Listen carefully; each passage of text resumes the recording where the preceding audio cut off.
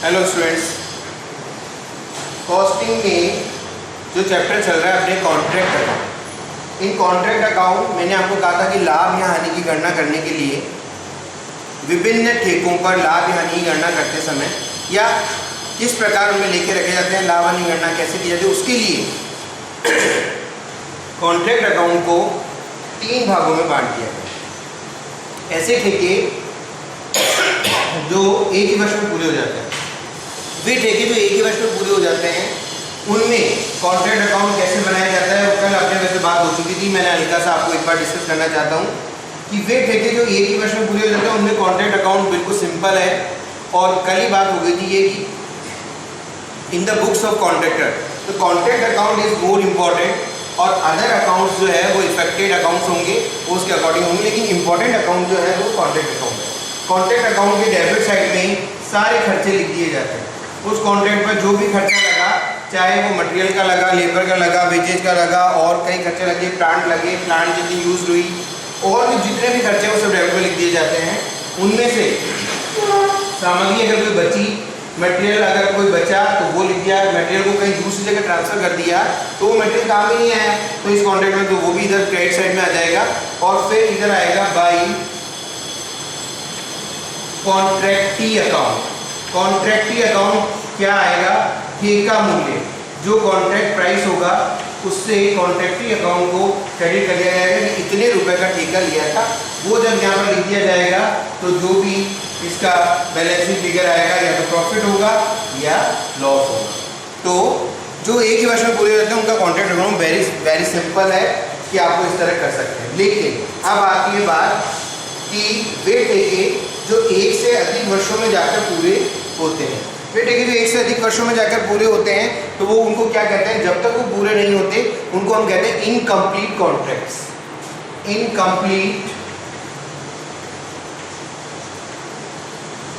Contracts वैसे ठेके जो अभी तक इनकम्प्लीट है, इनकम्प्लीट होंगे। मान लीजिए किसी कॉन्ट्रैक्ट में 2 साल, 3 साल, 5 साल लगते हैं पूरा होने में। कोई बड़ा काम है, कोई जैसे कोई हाईवे पर रोड बनानी है, कोई होटल बनानी है बड़ी, तो उसमें कोई साल भर में पूरा नहीं हो जाएगा वो, उसके 2, 3 साल, 4 साल, 5 साल भी लग सकते हैं।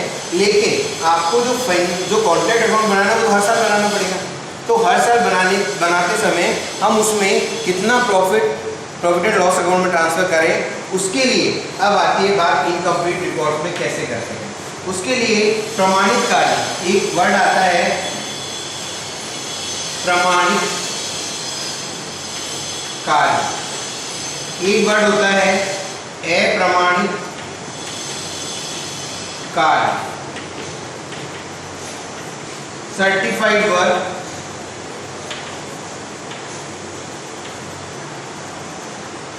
और अनसर्टिफाइड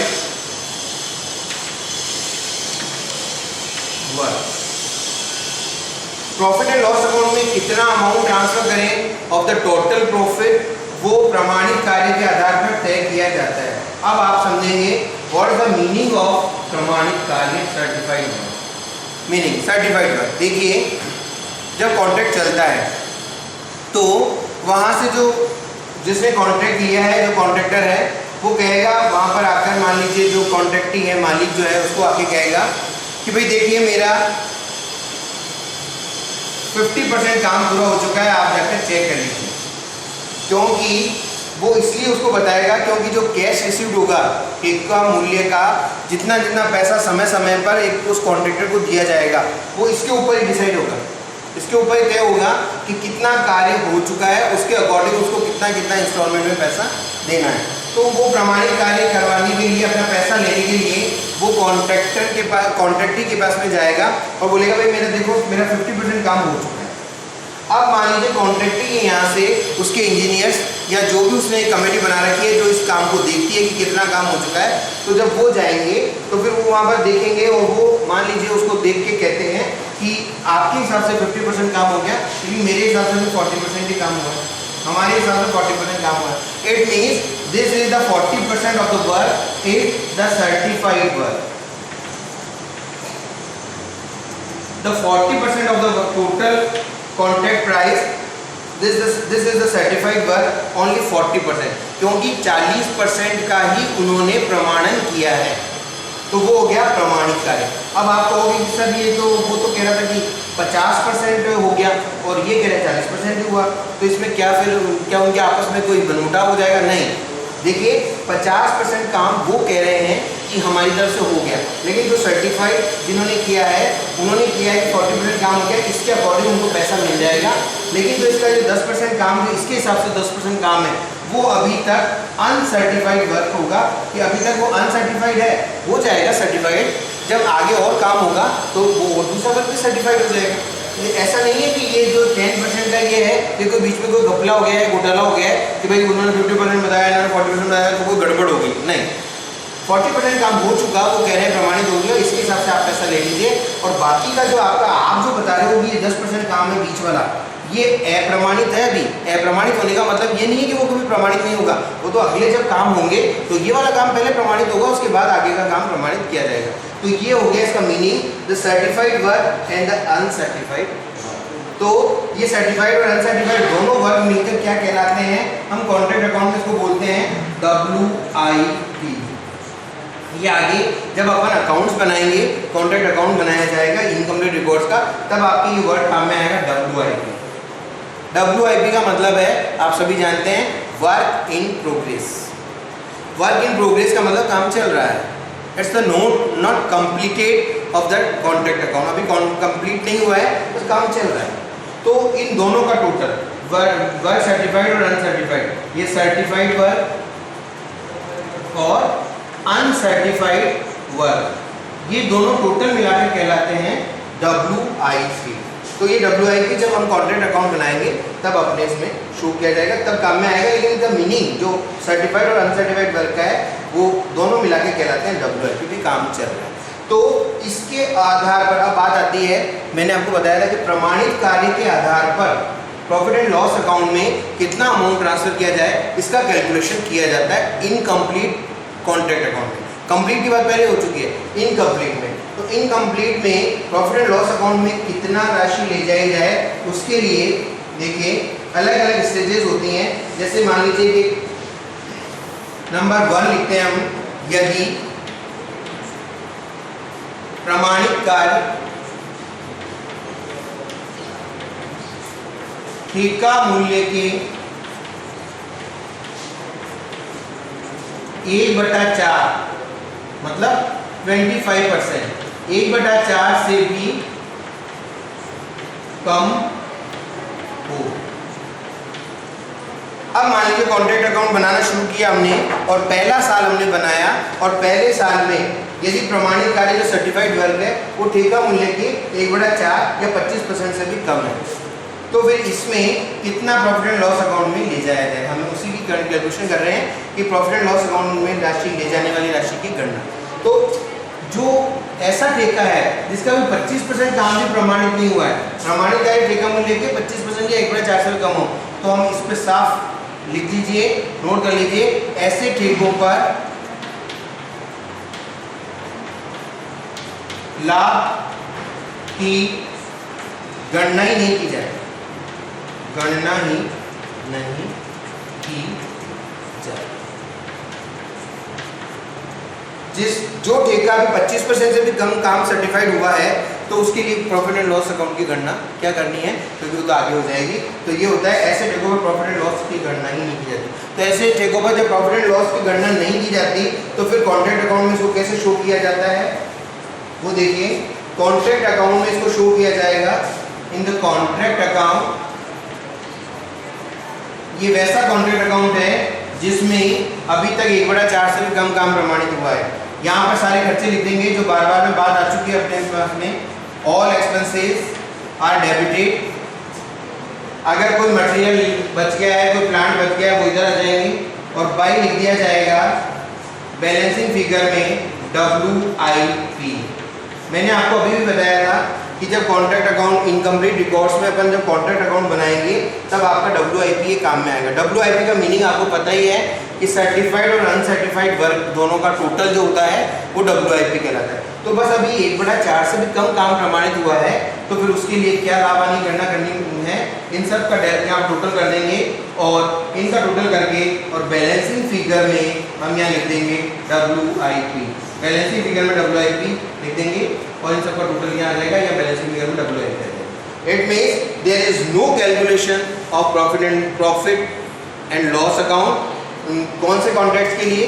जिनका कि 1/4 से भी कम काम प्रमाणित हुआ है। तो सिंपली उसको बैलेंसिंग फिगर में WIP के रूप में जो भी अमाउंट आएगा वो दिखा देंगे और फिर 1/4 से भी जो कम काम प्रमाणित है उसमें लाभ हानि कोई गणना नहीं होगी। Is it clear? Now the situation second situation में देखिए आप कि यदि प्रमाणित कार्य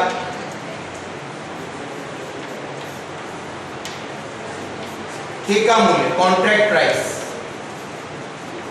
ठेका मूल्य के 1/4 या इससे अधिक 1/4 या इससे अधिक, लेकिन 1/2 से कम हो। अब बात आती है, आगे बढ़ते हैं कि यदि प्रमाणित कार्य कॉन्ट्रैक्ट प्राइस जो है सर्टिफाइड वर्क जो है वो कॉन्ट्रैक्ट प्राइस के 1/4 हो या 1/4 से अधिक हो, लेकिन आधे से कम हो। तब समझते हैं आप 25% या 25% से ज़्यादा हो और 50% से कम हो, तो फिर प्रॉफिट एंड लॉस अकाउंट में ट्रांसफर की जाने वाली राशि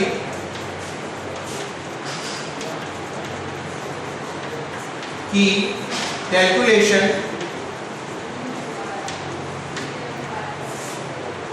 निम्न सूत्र द्वारा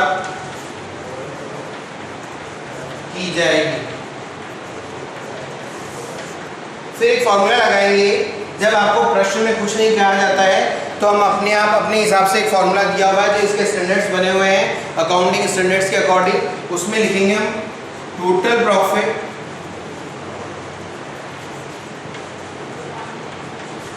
one by third cash received divided by work certified